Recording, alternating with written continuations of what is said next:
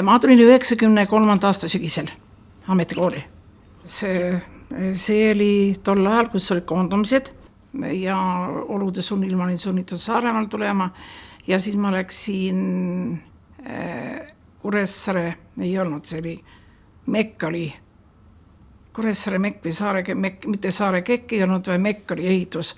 Läksin sinne firmasse, siis ma olin seal, algul ma tegin maalritöid, aga siis hiljem ma olin seal teiste tööde peal olin.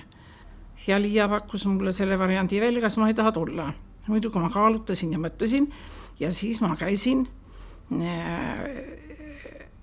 härra direktori ja Sepa Meelise vestlusel.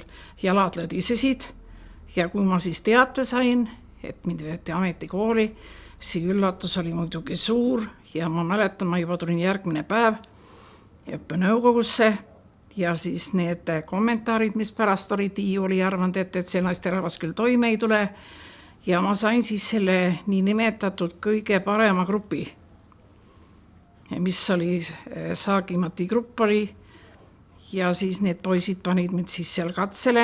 No nii, esimene kord, mul oli see teine päev, oli esimene päev ei olnud, aga teine päev nad üllatasid mind väikese surnud hiirepoisiga. See pandi mulle tasku ja lõunaaeg oli ja ma panin oma vasaku käe, panin taskusse ja võtan selle surnud hiire ära. Ehmatus oli mul paras jagu, aga muidugi naeruga ja eks ma siis pesin pool päeva oma kätt ja see värises ja lödises mul mis hirmus, aga no ma sain üle sellest, et ega ma ei ole kurjustanud, aga mitte midagi. Ega nad rohkem ei ole pannud käsis, et nad nägid, et ma võtan kõik rõõmuga vastu. Ja nad katsetasid mitmed korrad, et mida nüüd see õpetaja siis seal ütleb, et kas hakkab riidlema, ei ütlen sõnagi. Ja nüüd ma kohtusin neid poisse ja see poiss ütles, et oleks te ühe halva sõna öelnud, teile mitte midagi öelnud.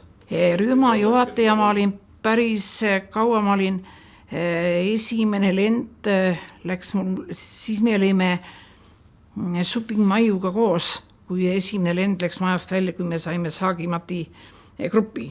Me olime kahekesi selle nii nimetatud kuulsa grupiga. Et ja neid asju on tõesti nii palju olnud ja need on ikka kohutavalt meeldivad ja toredad on need ajad kõik olnud. No, nii, palun.